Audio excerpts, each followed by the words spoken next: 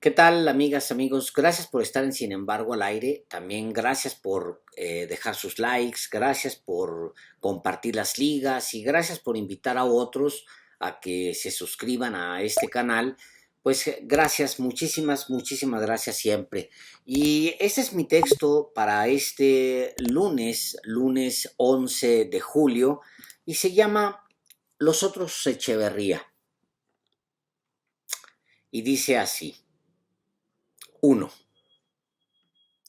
Es extraordinario ser testigo de cómo, a estas alturas del nuevo siglo, todavía existe quien considera al sátrapa Luis Echeverría un gran mexicano, un nacionalista, impulsor de instituciones y de la igualdad de la mujer, como lo calificó Augusto Gómez Villanueva el sábado.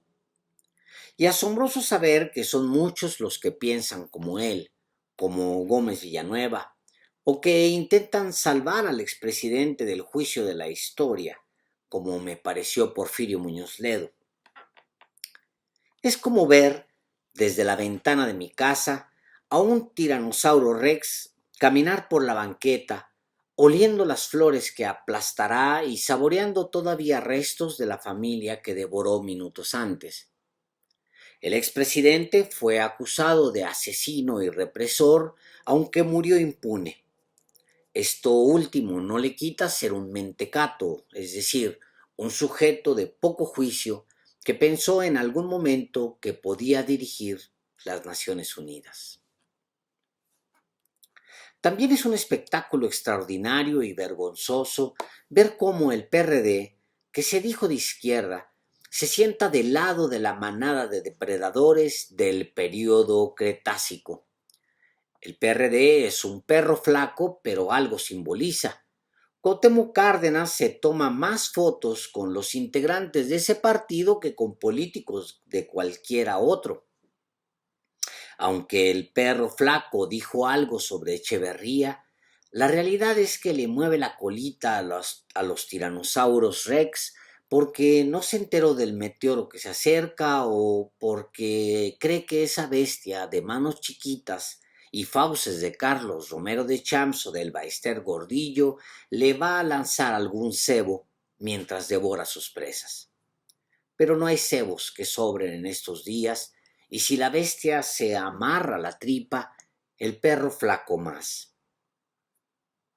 Asombroso espectáculo ver, además, cómo el PAN ve de lejos la pompa fúnebre sin atreverse a llevar flores.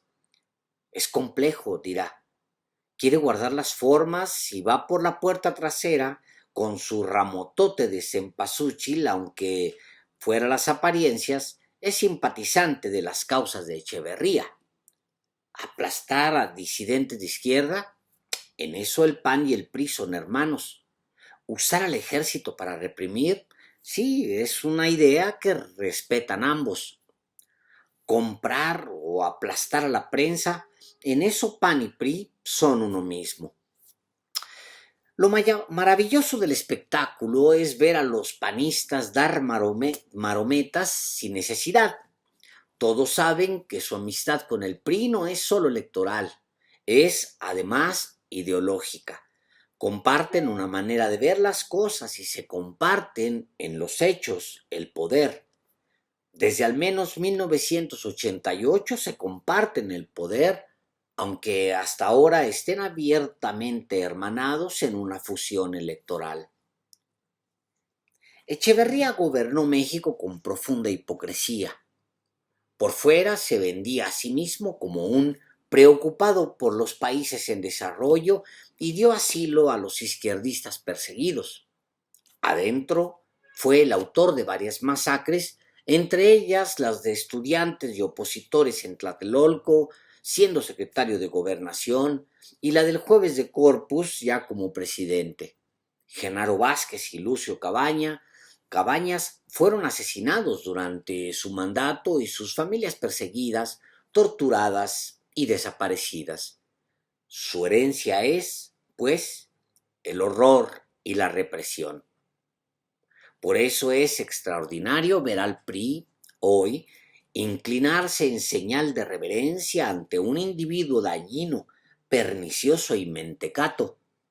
y al PAN no atreverse a condenarlo en muerte. Nos dice mucho, nos recuerda lo que el priismo es hoy y lo que ha significado en el pasado.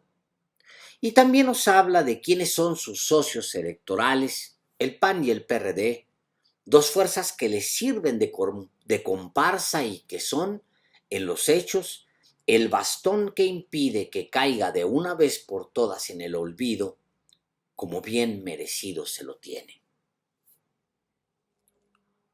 2. La impunidad que gozó Luis Echeverría durante 50 años debería erizar la piel de cualquier mexicano de bien. Recuerda que en este país la justicia tarda o de plano no llega. Los expresidentes son intocables, a saber, solo Echeverría ha sido enjuiciado hasta hoy, aunque existe la posibilidad de que se rompa ese estatus con el expediente que se ha abierto a Enrique Peña Nieto por corrupción. La consulta popular sobre el juicio a los expresidentes nos dijo cosas y la principal es que los mexicanos sí queremos que esos ciudadanos de primera sean llevados ante la justicia por el daño que le han hecho a México. La semana pasada, cuando se anunciaba que Peña tiene abierta una carpeta en la Fiscalía General de la República, hubo dos reacciones polares. Una primera fue de alegría.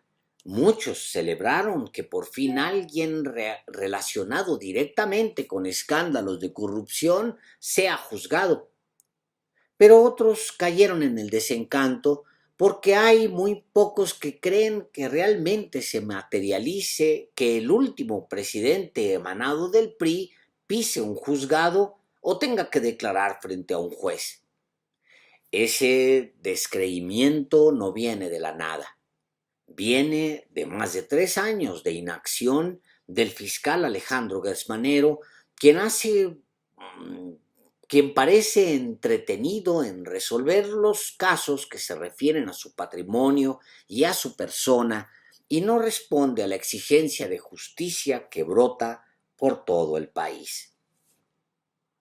Somos testigos de que en pleno siglo XXI Echeverría muriera disfrutando de impunidad plena. Pero nadie se asombre tampoco. Esto no es un espectáculo del siglo pasado, aunque el expresidente tuviera 100 años. Es de ahora mismo. Francisco Javier García Cabeza de Vaca, Enrique Peña Nieto, Ricardo Anaya, Alejandro Moreno Cárdenas, Silvano Aureoles, Carlos Romero de Champs y otros disfrutan de la misma impunidad que disfrutó Echeverría. Y esa no es una buena noticia. Ni siquiera personajes que han sido señalados por años, como Luis Videgaray o Erubiel Ávila, pasando por Angélica Rivera y varios exgobernadores, no han sido llevados a juicio. Y justamente es Echeverría el que nos recuerda que la impunidad fue y sigue siendo un grave problema que no se solventó con la transición del 2018. Los mexicanos de hoy seguimos con las mismas esperanzas que tenían los de ayer. Deseamos que los expresidentes ardan en el infierno cuando mueran porque no tenemos la certeza de que pagarán en esta vida algo de lo mucho que hicieron. Y eso es una tragedia. 3.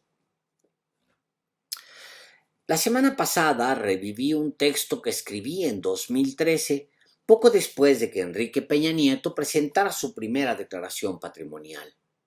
Su documento era una vergüenza. Evidenciaba cómo un burócrata clase mediero se había convertido en un magnate. Era 2013 cuando lo escribí, hace 9 años. Y todavía no hay forma de confrontar a este político desvergonzado que afirmó haber recibido donaciones durante toda su carrera y todavía no hay quien le pida explicaciones. El presidente Andrés Manuel López Obrador ha dicho que no es partidario de ver hacia atrás, es decir, de juzgar a los expresidentes. Quizás en su momento vio riesgoso alborotar a la clase política con investigaciones a figuras prominentes como Carlos Salinas de Gortari. Personalmente creo que sobreestimó la capacidad de reacción, el coletazo. A mi manera de ver las cosas, hay turbulencias que se deben y se pueden enfrentar, sobre todo si se tiene un bono democrático tan alto y niveles de aceptación tan grandes. Creo que todavía puede hacerlo. El bono democrático y la aceptación popular se mantienen altos y puede usarlos para demandar al fiscal Gersmanero que abra expedientes y judicialice carpetas de personajes que, como Alejandro Moreno Cárdenas, Peña Nieto, Felipe Calderón, o Vicente Fox, o Carlos Salinas, o Ernesto Zedillo, traicionaron a los mexicanos y causaron un daño a la nación.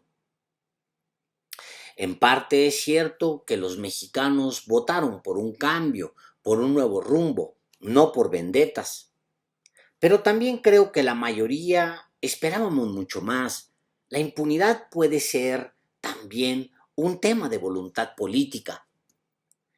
Echeverría dañó la economía, atacó a los opositores, protagonizó matanzas y persecuciones, pero no es el único en hacerlo. Otros repitieron con estilos distintos la misma receta. Salinas de Gortari, por ejemplo, no fue mejor que Echeverría, o Calderón, o Fox, o Zedillo, o Peña. Y ahí siguen, tan campantes. Nos puede parecer extraordinario ser testigos de cómo, a estas alturas, hay quien ve en Echeverría un gran mexicano, un nacionalista. Son emisarios del pasado, tiranosaurios rex que caminan todavía por nuestra calle, en nuestros patios. Pero esas bestias sobreviven y muestran la cara porque no hay una condena contundente, ni a ellos ni a los muchos Echeverría que sobreviven en la impunidad.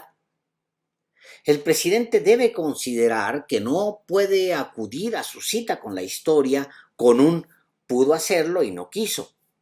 Debe considerar en su cálculo que muchos mexicanos le agradeceremos que tome ese toro por los cuernos.